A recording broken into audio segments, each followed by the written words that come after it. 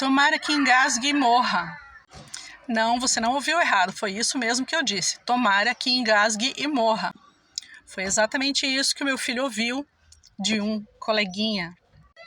Eu pensei bastante antes de gravar esse vídeo, porque de maneira nenhuma eu quero expor nem a criança e nem a mãe.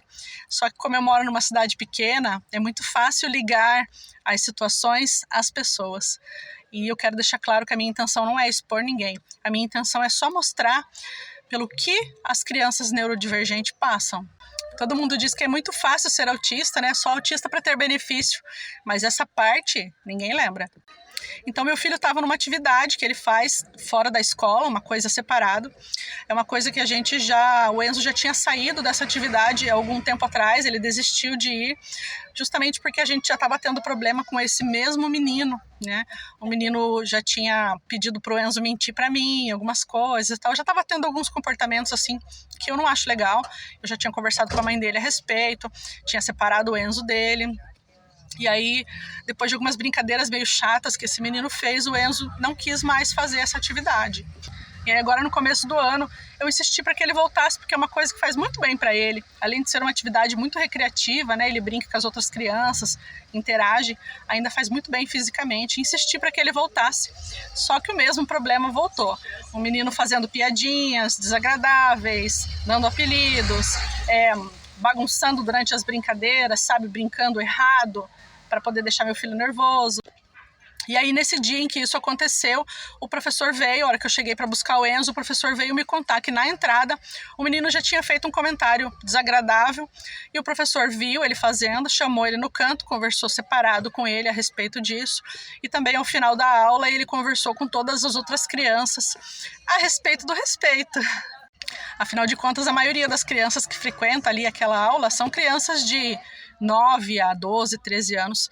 São crianças que já entendem muito bem o que é respeitar a diferença dos outros. E aí fui pegar a hora que eu peguei o Enzo estava de cabeça baixa e tal, e eu achei que era por causa do acontecido, mas o professor tinha dito que ele não tinha escutado o comentário do menino. E aí falei, filho, o que está acontecendo? E aí ele disse que na hora do lanche, ele rasgou o pão, e aí o pão ficou um pedaço maior do que devia, e ele enfiou aquele pedaço maior para dentro da boca. E aí o menino falou para ele, seu porco, tomara que engasgue e morra. E que ele estava chateado, pensando em desistir novamente, porque, né, enfim, o tempo todo, né, esse tipo de circunstância acontecendo. Eu falei, não, acho que tá na hora de eu conversar com a mãe dele novamente. Chamei ela e falei, olha, novamente voltou a acontecer esse tipo de situação, veja, o fulaninho já tem 11 anos, já é uma criança que tem capacidade de compreender, de respeitar, de agir com respeito com as outras pessoas, com a diferença de cada ser humano. Que não é por ser autista ou não ser autista, veja, em momento nenhum eu tô falando sobre o meu filho ser autista. Eu tô falando de uma criança respeitar outra criança. E a mãe ainda ficou brava comigo, acho que ela entendeu errado a frase que eu coloquei ali no texto, que eu conversei com ela por WhatsApp, e ela falou, você tá desejando que o meu filho se engasgue e morra? E eu falei, não, veja, isso foi o seu filho quem disse pro meu filho. Então é uma situação muito delicada, assim, porque são situações que a gente volta e meia tá passando, nem sempre frases tão pesadas assim, mas as provocações, as brincadeiras errado, sabe, assim, são situações que o tempo todo estão acontecendo.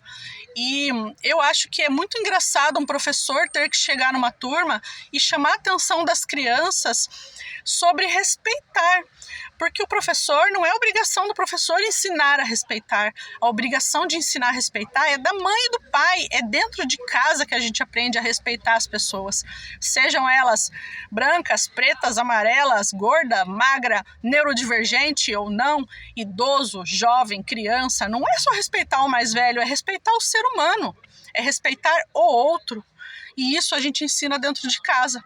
E então a mãe falou assim para mim, não precisa se preocupar, o teu filho pode ir tranquilo lá para tal lugar, porque eu não vou mais mandar o fulaninho. E aí eu te pergunto, se o teu filho fizer isso na escola, porque eles não estavam na escola, se ele fizer isso na escola, você vai tirar ele da escola também? Não vai. Então não é tirar a criança do ambiente, é ensinar a criança a estar naquele ambiente e respeitar os outros. Porque independente do meu filho ser neurodivergente ou não, meu filho é uma criança. é um ser. E é diferente do filho dela, é diferente do seu filho. Todo mundo é diferente um do outro. É o que eu falo sempre pro Enzo. Meu filho, não é porque você é autista, é porque todos nós somos diferentes. Cada pessoa tem facilidade e dificuldade em uma determinada... E é sobre isso que eu queria falar. Se você é mãe, ensine o seu filho. É até engraçado a gente ter que falar isso, né? Ensine o seu filho a ter respeito pelo diferente, porque isso deveria ser uma premissa básica, né, da educação de uma mãe para um filho, ensinar o filho a respeitar os outros. Mas hoje em dia a gente percebe que isso não acontece mais. São famílias tão desestruturadas que as crianças acham que é permitido ser agressivo, ser maldoso com os outros. E quando a criança age dessa forma, a culpa é da escola, porque a escola não ensinou. Mas não é dever da escola, é meu dever e seu dever.